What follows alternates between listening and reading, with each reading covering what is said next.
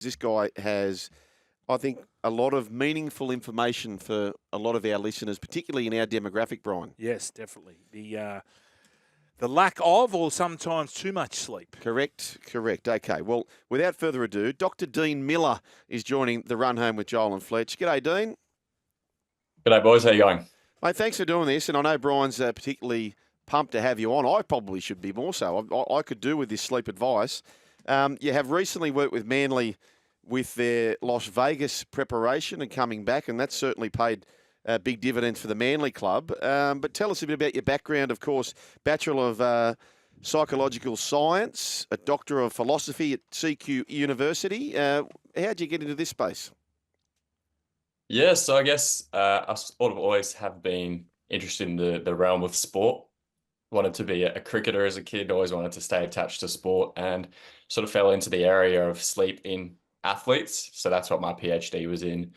And it's sort of resulted in me working now with the Australian Institute of Sport and athletes around sleep and, yes, jet lag and travel. All right. I'm allowed to call you Funky, as in Funky Miller. That's what I like to do. Go for it. Okay. Funky. Is it true? Brian is a doctor. Yeah, I know. You can't call him Funky. I think you're Dr. Funky. Doc. Funky's fine. Yeah. Is it true you need a minimum of 8 hours sleep? That's what we've been told since we were little fellas and girls.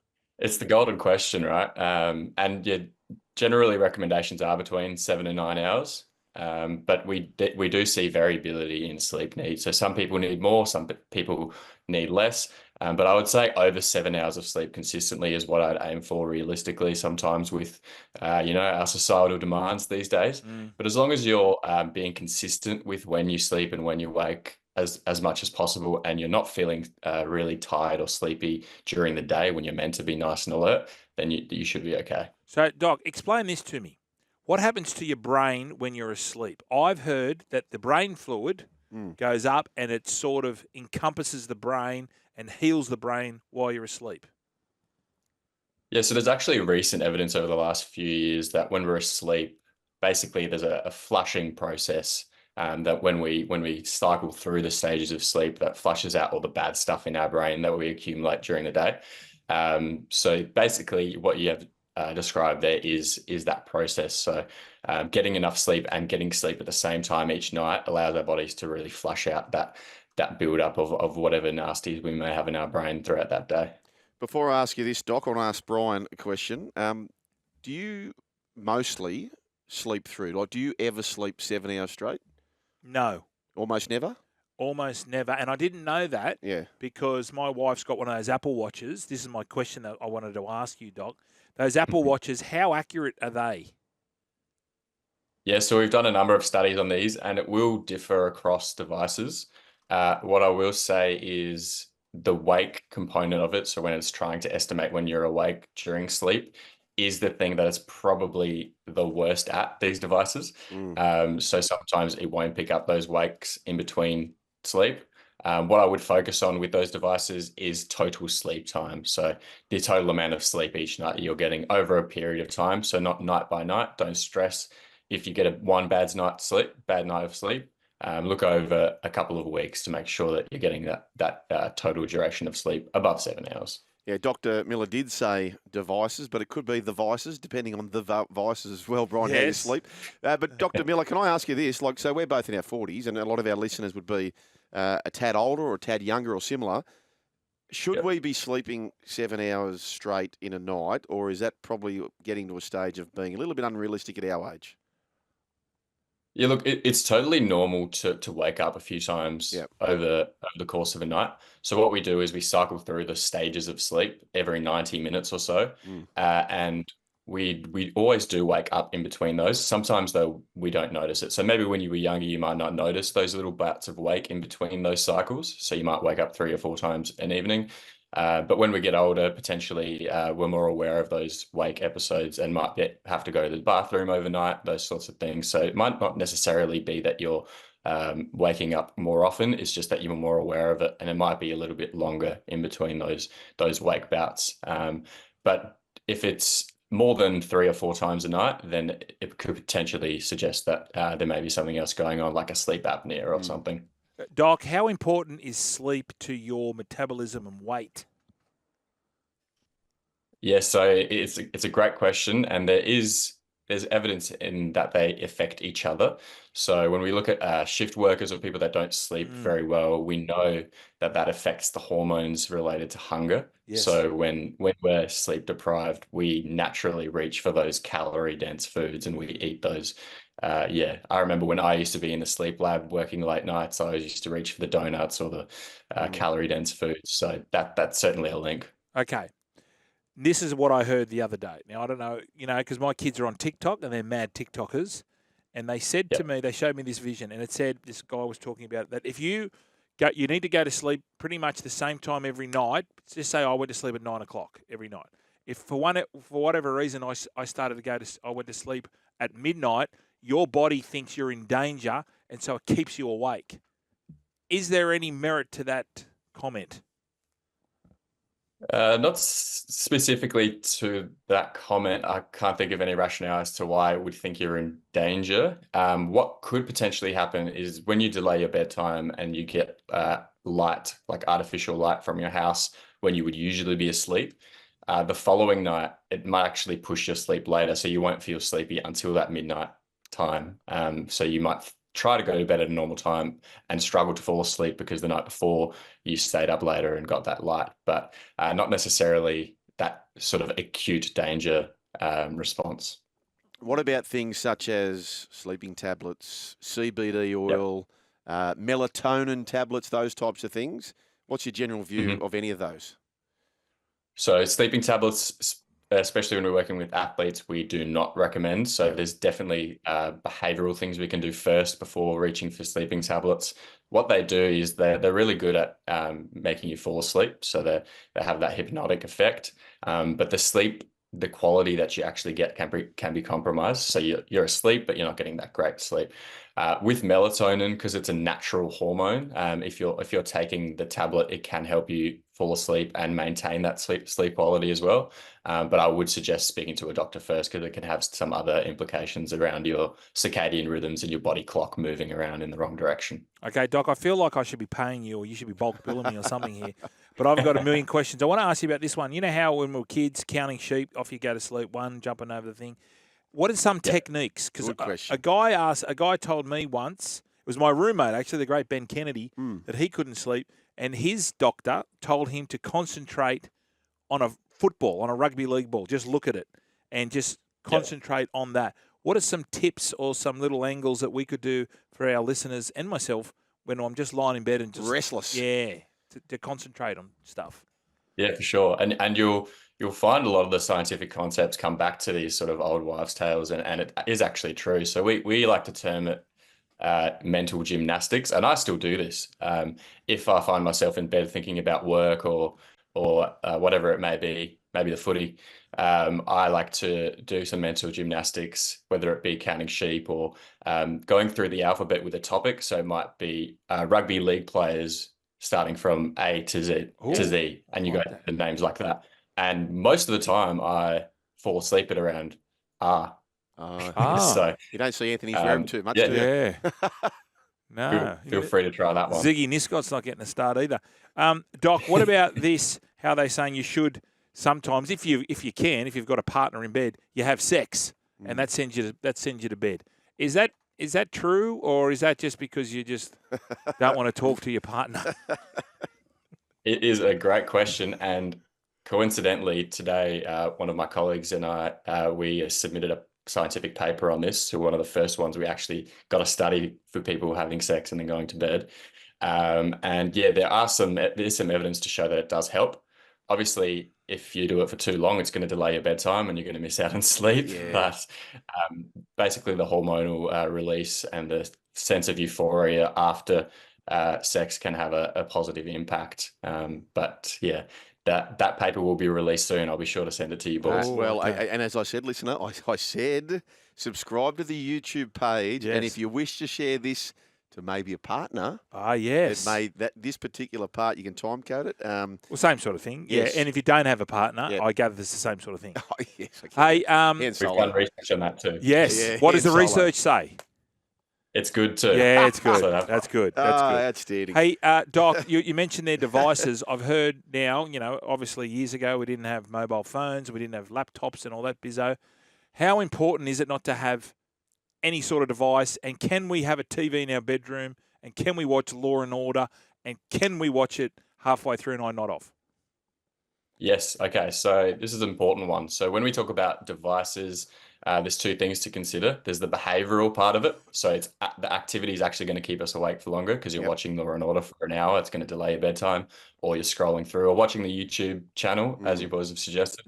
The other component is the light component that gets a lot of media. So as long as you keep your room light relatively dim and the TV is a normal distance away, it's not going to impact your sleep in the light sense. It's just going to delay your sleep in the behavior sense. So don't worry about the lights from the devices. As long as you turn them down and keep the ceiling lights nice and low, you should be fine as long as you keep to your normal bedtime. Because I've bought Brian today, Doctor, an eye mask that has a built-in audio component, which allows him, and I like to go to sleep listening to a podcast, and I put the timer on. Have a look, Doc. Can you look on your screen? Can you see this little number? Looks good. It looks very much like 50 Shades of Grey, doesn't it? Yeah. Because it comes with a whip and candle wax. Yeah, hot oils, candle wax, and a pair of crutchless undies. Yeah. They're mine, though. But it's good. But just on that, right? So the idea of going to sleep with a mask on and audio, maybe listening to an audio book or a podcast, whatever the case may be, you're not anti that. No, absolutely. So whenever I talk about these things and may even fit with the topic, I don't really like to yuck people's yum as long as it's not going to be detrimental to your sleep. So the mask is definitely going to block out any light that you may be getting, which is great. And the audio, if it relaxes you and you enjoy it, then go for it. Some people won't like it. So if you don't necessarily like listening to audio when you go to bed, don't do it. If you do like it, go for it. Okay. So you're with the Manly side. They had to go to Vegas. And a lot of our listeners will do some travel from time to time. What's the big keys for jet lag and dealing with that? It's a great question. And it comes back to that light component. So when we travel, it really depends which direction we're going and how long the travel is. But basically with Manly, they were going to obviously Vegas through Fiji. And upon arrival, we sort of designate them times to seek light, so sunlight during the day. Yep. And it's very specific and probably a bit too scientific to go into. But basically we say, go outside and get sunlight at this time. And then directly after that time, go into the hotel room, turn all the lights off, and stay in darkness for as long as possible. Basically, what this does is it tricks the brain into moving into the direction of the time zone, so that by the time that they're playing the game, they're on the time zone of Las Vegas and are able to perform as they would like they were at home. Wow, 1%ers, Brian. Can I ask you this, Dr. Miller? How did that happen? How did your relationship with Manly, somebody's had to reach out? Have you guys reached out, said, hey, we can help you? Have they reached out and said, hey, we need you? Yeah, so one of my roles is as a scientific consultant with the Australian Institute of Sport. So we provide this service along with other support to basically all national athletes and teams going to the Olympics or Paralympics. And through that, the Manly Sea Eagles reached out and we were able to assist with that trip. So this sort of stuff is my day-to-day with other sports. So it was an easy link in with the boys at Manly. Doc, during your studies, I'm sure you would have researched this. What's the longest someone has gone without sleep? I'm saying it was 11 days and it was Nathan Wood after a sleazeball. Potentially, yeah. There was a guy over in the States, and you could never do this ethically these days. It was a volunteer study, I guess you would call it. But yeah, it was something along the lines of 16 days or something. But it wasn't a controlled scientific study. It was just someone putting their hands up to try. But yeah, anything over 24 hours, like we have done in our lab, it leads to the significant mood decreases and a lot of adverse effects. So it's not a fun study to run. What's happening to your brain? You know when you don't sleep and you get the fog, the brain fog? That's what I'm trying to ask. Why? What happens at sleep to the brain? Like I know you're saying you flush it out, but does it rejuvenate? Like what does sleep do to your Yeah. actually brain? Because you're thinking when you sleep, you're not thinking. Like you just sort of, Yeah. but you are. You're dreaming and all that sort of stuff. Yeah, so when we're talking about jet lag just before, that impacts our body clock, so our circadian rhythms. Some people might hear it called the body clock. When we're staying awake for extended period of time, it's actually a different system. So it's the sleep pressure system. And basically what it is this molecule in the brain called adenosine. It's building up as long as you're awake and can only go away when you sleep. So it's just a constant buildup of this molecule in your brain.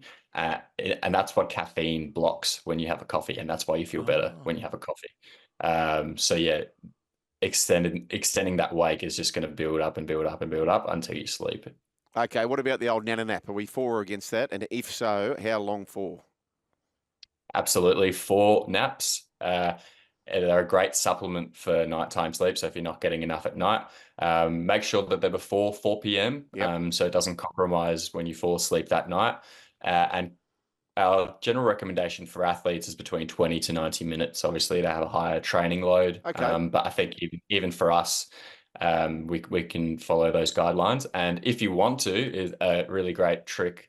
If you're going to nap in the early afternoon and nap for about 20 minutes, have a cappuccino or whatever your coffee of choice is beforehand. And by the time you wake up from a 20-minute nap, the caffeine kicks in and you don't feel groggy. Good Well, hack. there you go. Great hack. We've got a hack here.